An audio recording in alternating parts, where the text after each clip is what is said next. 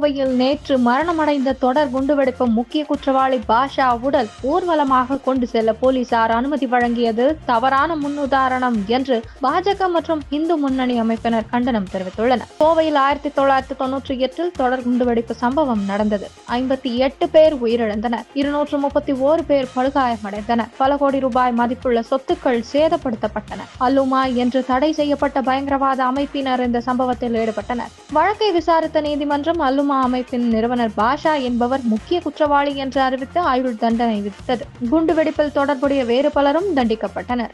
இந்நிலையில் முக்கிய குற்றவாளியான பாஷாவுக்கு உடல்நலக் குறைவு காரணமாக கடந்த பிப்ரவரியில் ஜாமீன் வழங்கப்பட்டது. மருத்துவமனையில் சிகிச்சை பெற்று வந்த அவர் நேற்று முன்தினம் மரணமடைந்தார். அவரது உடல் நேற்று உக்கடம் புலுக்காடு வீட்டிலிருந்து வின்சென்ட் ரோட், பெரிய கடை வீதி, குட்செட் ரோட், தேவாங்கப்பள்ளி ரோட் வழியாக பூ மார்க்கெட், திப்பு சுல்தான் பள்ளி வாசலுக்கு ஊர்வலமாக கொண்டு செல்லப்பட்டு அடக்கம் செய்யப்பட்டது. 4 கிலோமீட்டர் தூரத்துக்கு நடந்த இந்த ஊர்வலத்தில் இருசக்கர வாகனங்களில் சென்ற ஏராளமானோர் பங்கேற்றனர். ஊர்வலம் செல்லும் போது மாநகரில் போக்குவரத்து முற்றிலும் நிறுத்தப்பட்டது. போலீசார் ஏராளமானோர் பாதுகாப்பு பணியில் ஈடுபட்டிருந்தனர்.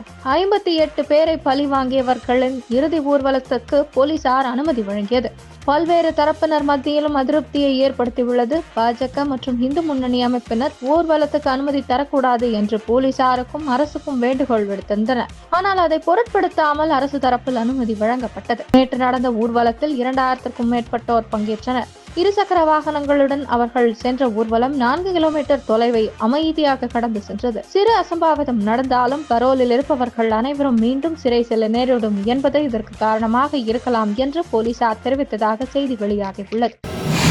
கேரளாவில் இருந்து மருத்துவ கழிவுகளை கொண்டு வந்து நெல்லையின் பழுவூர் பகுதியில் மருத்துவ கழிவுகளை கொட்டியவர்கள் மீது குற்றவியல் நடவடிக்கை எடுக்கப்படும் என நெல்லை மாவட்ட கலெக்டர் கூறியுள்ளார். இந்நிலையில் இதுகுறித்து எக்ஸ் தளத்தில் கருத்து பதிவிட்டுள்ள தமிழக பாஜக தலைவர் அண்ணாமலை, உடனடியாக கேரள மாநிலத்தின் குப்பை கிடங்காக தமிழக எல்லையோர மாவட்டங்கள் மாற்றப்படுவதை திமுக அரசு தடுத்து நிறுத்த வேண்டும். இனியும் இதேபோன்ற நிகழ்வுகள் தொடர்ந்தால் வரும் 2025 ஜனவரி முதல் வாரத்தில் பொதுமக்களை திரட்டி இந்த உயிரியல் மருத்துவ கழிவுகள் மற்றும் குப்பைகளை லாரிகளில் ஏற்றி சென்று கேரளாவில் கொண்டு கொட்டுவோம். முதல் லாரியில் நானும் செல்வேன் என்பதை திமுக அரசுக்கு தெரிவித்துக் கொள்கிறேன் என கூறியுள்ளார்.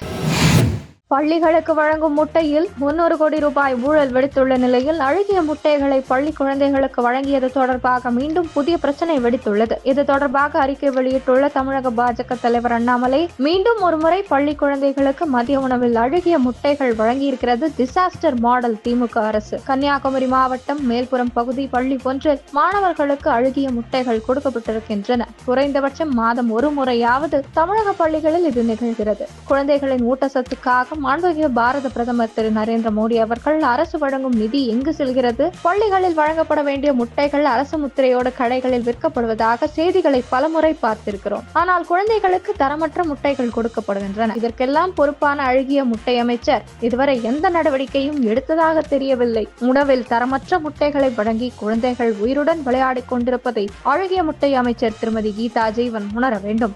இனியும் இதுபோன்ற நிகழ்வுகள் ஏற்படாதவாறு நடவடிக்கைகள் எடுக்க தவறினால் திமுக அரசுக்கு பெற்றோர்கள் தகுந்த பாடம் புகட்டுவார்கள் என தெரிவித்துள்ளார். இது தவிர செய்தியாளர் சந்திப்பில் பேசிய அண்ணாமலை, பாஜகவினர் 10 பேர் சேருவதற்கு அனுமதி கொடுக்காத போலீசார் அலுமா இயக்க தலைவர் பாஷா இறுதி ஊர்வலத்தில் இத்தனை பேர் சேருவதற்கு எப்படி அனுமதி கொடுக்கிறார்கள் என தமிழக அரசை சரமாரியாக விமர்சித்து கேள்வி எழுப்பியுள்ளார்.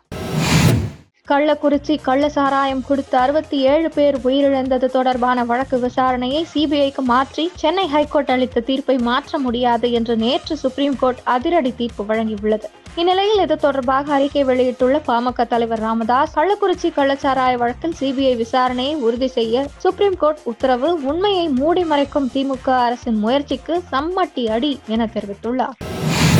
திமுக அமைச்சர் நேரு வெளியிட்டுள்ள அறிக்கையில், எல்லாம் பயம் மயம் என சீன பெருஞ்சுவர் போல் பழனிசாமியின் பயப்பட்டியல் நீள்கிறது என விமர்சித்திருந்தார். இதற்கு பதிலடி கொடுத்துள்ள அதிமுக முன்னாள் அமைச்சர் வேலுமணி, அதிமுகவின் எழுச்சியால் பயந்து போய் அமைச்சர் நேரு அறிக்கை வெளியிட்டுள்ளதாக தெரிவித்து அறிக்கை வெளியிட்டுள்ளார். அதிமுகவை பார்த்து பயம் என்ற சொல்லை திமுக பயன்படுத்துவது வேடிக்கையில் உச்சம். தெனாலி பட வசனத்தை மேற்கோள் காட்டிய திமுகவுக்கு நீட் தேர்வு, மேகதாது, ரெய்டு, சட்டசபை நேரடி ஒளிபரப்பு, டங்ஸ்டன் என்றால் பயம். அரசியல் ரீதியில் பழனிசாமியை எதிர்க்க முடியாமல் தனி மனித தாக்குதல் நடத்தப்படுகிறது என வேலுமணி தெரிவித்துள்ளார்.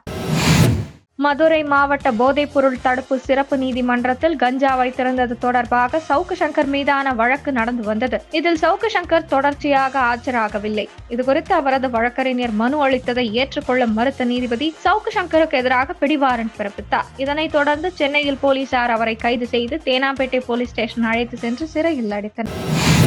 சென்னை விமான நிலையத்தில் பெண் பயணியிடம் இருந்து 14.20 கோடி ரூபாய் மதிப்புள்ள கொக்கைன், கஞ்சா உள்ளிட்ட போதைப் பொருட்கள் பறிமுதல் செய்யப்பட்டன. அந்த பெண் பயணியிடம் விசாரணை நடந்து வருகிறது.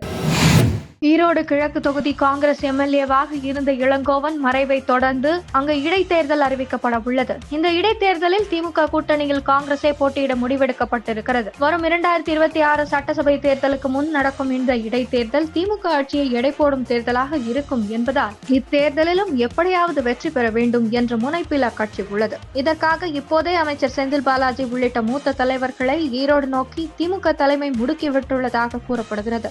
இந்நிலையில் இடைத்தேர்தல் என்றாலே ஆட்சி, அதிகார, பணபலத்தால் ஆளும் கட்சியே வெல்லும் என்பதால் விக்கிரவாண்டி இடைத்தேர்தலை போல ஈரோடு கிழக்கு தொகுதி இடைத்தேர்தலையும் புறக்கணிக்கலாம் என்ற முடிவுக்கு அதிமுக தலைமை வந்திருப்பதாக கூறப்பட்டாலும் தொடர்ச்சியாக தேர்தலை புறக்கணிப்பது சரியாக இருக்காது என்று சொல்லி அதிமுக தலைமையை 2ஆம் கட்ட தலைவர்கள் வலியுறுத்தி வருகின்றனர். அதே நேரம் விக்கிரவாண்டி தொகுதியில் போட்டியிட்டது போல பாஜக கூட்டணி சார்பில் வேட்பாளரை நிறுத்துவது என முடிவெடுத்துள்ளனர். ஈரோடு கிழக்கு தொகுதி கொங்கு பகுதியில் வருவதால் அங்கே பலமாக இருக்கும் பாஜக தரப்பில் போட்டியிட விரும்புகின்றனர். பாஜகவும் திமுகவும் தான் தன் கட்சிக்கு சித்தாந்த ரீதியில் எதிரானவை என கட்சி மாநாட்டின் வாயிலாக நடிகர் விஜய் அறிவித்துள்ள நிலையில் திமுக மற்றும் பாஜக கூட்டணி கட்சிகள் சார்பில் போட்டியிடவிருக்கும் ஈரோடு கிழக்கு தொகுதி இடைத்தேர்தலில் போட்டியிட வேண்டும் என நடிகர் விஜயை கட்சியின் முன்னணி தலைவர்கள் வலியுறுத்தி வருகின்றனர். இதையடுத்து அத்தொகுதியில் தாவேக சார்பில் வேட்பாளரை நிறுத்தும் குறித்து தீவிர ஆலோசனையில் இருக்கும் நடிகர் விஜய் கட்சியின் செல்வாக்கு குறித்து அறிய அவசர சர்வே எடுக்க சொல்லி இருப்பதாக கட்சியினர் கூறுகின்றனர்.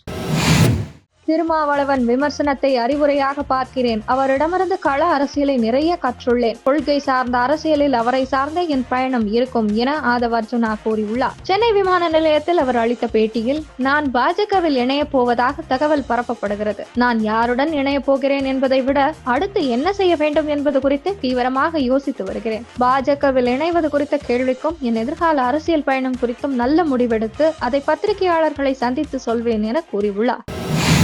ஊராட்சி பகுதிகளில் கட்டுமான திட்ட அனுமதி வழங்குவதற்கான கட்டணங்களை ஒரே தலைப்பில் செலுத்துவதற்கு ஏற்ற வகையில் சீரமைக்கப்பட்டதாக கூறி மறைமுகமாக கட்டணங்கள் உயர்த்தப்பட்டுள்ளது தெரிய வந்துள்ளது. இதுகுறித்து பிரபல நாளிதழ் வெளியிட்டுள்ள செய்தியில், சுய சான்று முறை திட்டத்தில் கட்டட அனுமதிக்கு அதிகபட்சமாக சதுர அடிக்கு 27 ரூபாய் என நிர்ணயிக்கப்பட்டாலும் இதர கட்டணங்கள் சேர்த்து 45 ரூபாய் செலவாகிறது. ஒரே தலைப்பில் சீரமைக்கிறோம் என்று மறைமுகமாக கட்டணங்கள் உயர்த்தப்பட்டுள்ளன என கட்டுமான துறையினர் தெரிவித்துள்ளதாக கூறப்படுகிறது. நாட்டில் விற்பனை செய்யப்படும் அனைத்து வகையான மருந்து மாத்திரைகளும் மத்திய மாநில மருந்து தர கட்டுப்பாட்டு வாரியங்கள் வாயிலாக அவ்வப்போது ஆய்வு செய்யப்படுகின்றன. அதுபோன்ற ஆய்வு செய்ததன் அடிப்படையில் முக்கியமான பிரபல 90 வகையான மருந்துகள் தரமற்றவையாக இருந்தது கண்டறியப்பட்டுள்ளது. அதன் விவரங்கள் மத்திய மருந்து தர கட்டுப்பாட்டு வாரியத்தின் cdsco.government.in என்ற இணையதளத்தில் வெளியிடப்பட்டுள்ளன.